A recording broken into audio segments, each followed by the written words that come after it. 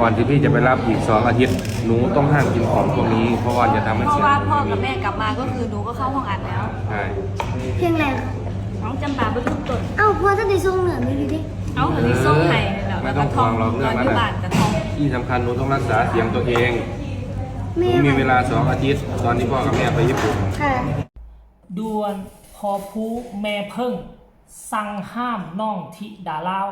ห้ามเฮ็ดห้ามกินสิ่งนี้เป็นอันขาดต้องรักษาเสียง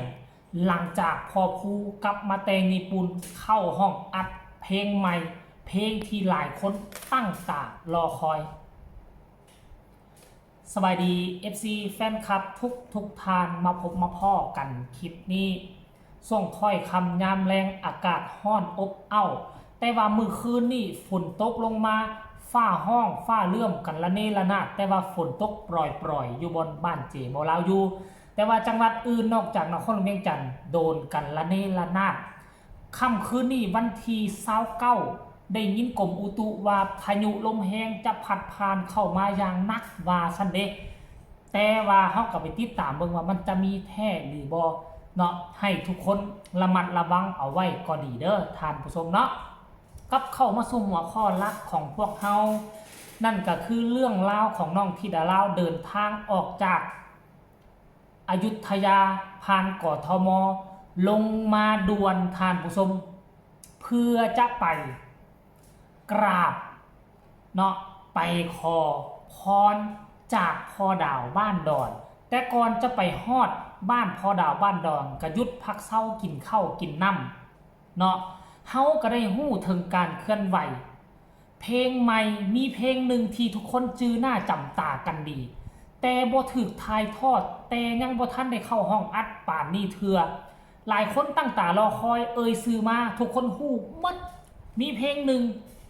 ยังบ่ทันเข้าห้องอัดแต่ว่าก็มีชื่อเสียงก่อนลวงหน้าแล้วจำป่าบ่ลืมต้นทีแรกจำป่าบ่ลืมต้นค่อยคิดว่าน่าจะถูกปล่อยก่อนเพลงขออนุญาตสู้แต่บ่ฮู้ว่ามันเกิดอีหยังขึ้นพอผู้ศรีวิไลได้เปลี่ยนแผนกระทันหันเอาเพลงขออนุญาตสู้เข้าห้องอัดก่อนและก็ปล่อยออกมาก่อนแล้วก็ข้างเพลงจำป่าบ่ลืมต้นนี่ไว้ในที่สุดเฮาก็ฮู้มื้อฮู้วันเป็นที่เรียบร้อยแล้ววันที่1พอผู้ศรีวิไลไป วันที่2พอผู้ศรีวิไลไปแล้วกับวันที่เท่าไหร่ประมาณวันที่15บ่จึงสิกลับมาก็คาดว่าหลังจากกลับมามื้อ2มื้อนี่ธิดาลาวจะได้เข้าห้องอัดเพลงจำป่าบ่ลืมต้นแล้วแต่สิ่งที่พอผู้แม่เพิ่งกำชับให้น้องธิดาลาวก็คือว่าจักให้กินบ่ให้กินแล้วท่านผู้ชมค่อยก็งงคือกันงงแทนธิดาลาวใน2 อาทิตย์ก่อนหน้าจะเข้าห้องอัดนี่หนูกินอีหยังก็ได้ว่าซั่นเด้แต่ก่อน2 อาทิตย์นี่ห้ามกินหวานต้องรักษาเสียงธิดาลาวกะงงเจเบาลาวกะงงสรุปเว้าแท้เว้าจริงให้ทุกคนไปฟังคลิปนี้นำกันตอนอยู่ห้านอาหารสรุปห้ามหรือบ่ห้ามก่อนที่จะเข้าห้องอัดไปชมพร้อมๆกันเลยกินของหวานก่อนเลยนะกินหวานก่อนประแดกเครื่องดื่มแบบลำไยแล้วมาตูนสิบพี่เดี๋ยวพ่องัวอะไร ลูกพี่เอาค่ะ แม่สักอย่าง อันนี้มันหวานเลยแม่ เดี๋ยวชิมก่อนนะ เราก็นมสดค่ะ ก่อนที่พี่จะไปรับอีก2 อาทิตย์หนูต้องห้ามกินของพวกนี้เพราะว่าจะทำให้ เพ เสี ราะ ยง ว่าพ่อกับแม่กลับมาก็คือหนูก็เข้าห้องอัดแล้ว ใช่ เพลงอะไรคะ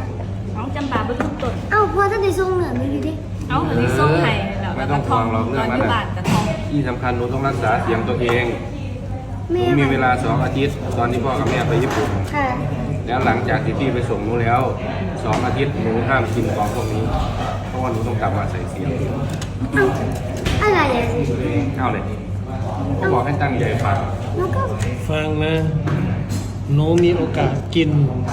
ทุกอย่างได้ ทุกอย่างได้ ใน2 อาทิตย์ ใน2 อาทิตย์นี้ เพราะไม่ได้ร้องเพลงไม่ได้ใส่เสียง ค่ะ แต่ภายใน2 อาทิตย์นี้หนูห้ามกินของหวาน เพราะว่าหนูได้เข้าห้องอัด เพราะหนูจะเข้าห้องอัด เอ้า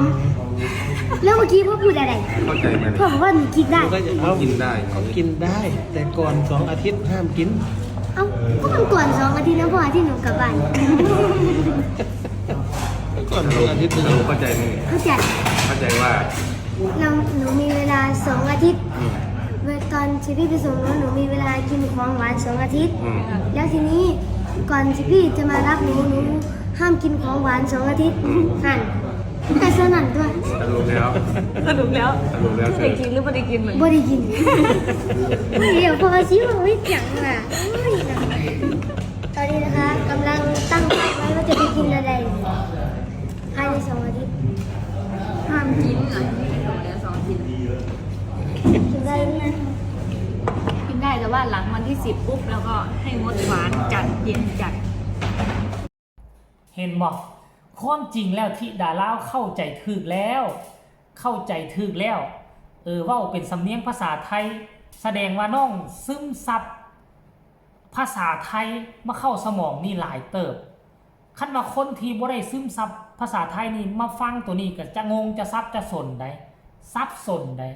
แมนอยู่ว่าคนลาวเฮานี่ 99% ฮู้ภาษาไทยแต่ว่าคำลึกๆอหย่างต่างๆนี่เวลาคำที่เขาเว้าลิ้นเว้าจากันนี่ถ้าผู้ใดบ่ชินเคยกับภาษาแท้จะบ่เข้าใจเด้เนาะท่านผู้ชมเนาะความจริงแล้วพ่อกับแม่ก็อยากห้ามบ่ให้กินหวานนั่นแหละอยากให้ลูกให้เต้าฝึกฝนล่อลองถนอมเสียงเอาไว้ให้มันเสียงแจ๋วจักหน่อยนึงไปกินช่วงนี้มันร้อนได้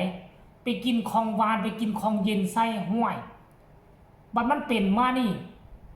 วัดลงคอนี่เสียงบ่ดีฮอดเวลาเข้าห้องอัดมันยากได้ทุกคนนี่ยากเพราะฉะนั้นที่ดาราก็ฟังพ่อฟังแม่เอาไว้มันดีที่สุดแล้วล่ะห่างพ่อห่างแม่จัก2 อาทิตย์ก็หวังว่าน้องจะทนุถนอมเสียงอยู่ต่อเหมาะแต่แม่อยู่กับทงไฮทงนาบ่เลาะไปกินหั่นกินนี่ของหยอกของเย็นเนาะกลับมาปึ๊บก็เฮาก็จะได้เห็นน้องเข้าห้องอัดในรอบ2 เดือนบ่เนาะเป็นเวลาเกือบ2 เดือนแล้วนะที่น้องบ่ได้เข้าห้องอัดเพลงใหม่เพลงที่ทุกคนรอคอยมาเบิ่งว่าสำเนียงเสียงห้องเวลาประกอบใส่กับเสียงดนตรีน้องธิดาลาวจะเฮ็ดออกมาดีขนาดใดเนาะก็ขึ้นกับการบังคับถนอมเสียงของตนเองตอนนี้เป็นต้นไปนั่นแหละท่านผู้ชม FC แฟนคลับสำหรับคลิปนี้ก็ค่อยคำย้ำแรงมาฝากมาต้อนกันคลิปนี่ก็เพียงพอซ้ำนี่ละ